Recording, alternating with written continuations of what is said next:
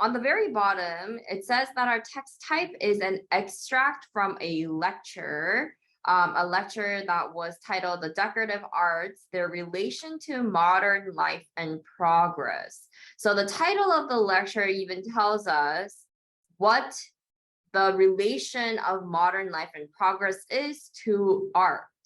So it's either saying that art should be good and beneficial in modern life and progress, or it's detrimental.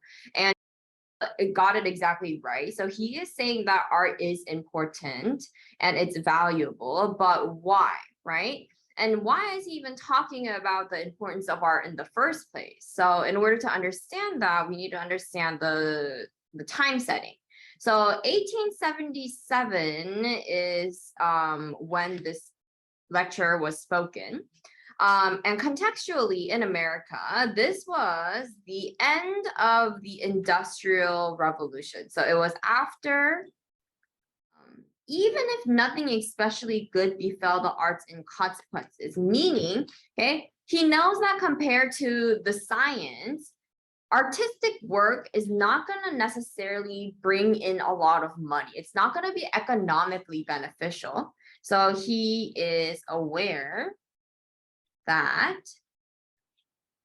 arts will not, because he says, yet there are matters which I should have thought easy for her. So he's saying, because there are so many things that she as in science was able to achieve, I thought that there are things that would be easy peasy for her. Say, for example, consuming its own smoke, I thought she would be able to do. Or how to get rid of water pollution, I thought she was able to do. Okay. So all of this is just saying, instead of just producing stuff, it doesn't know how to take care of the byproduct or the negative consequences of this production.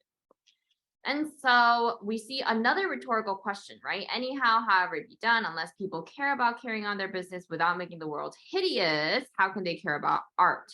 So he's saying this choice of diction is also important. Okay, so as part of our glittering generality, we also have a contrast that we see. So for example, like superfluous and the word useless, right? Superfluous means things that are produced unnecessarily. So unnecessary production. Okay, so words like this and also hideous is all related to the idea of science and its result. Okay, so he's saying that if we continue to just care about science, our world is eventually going to become hideous. So if people are over concerned about it, how can they even care about art? In this case, it's a rhetorical question.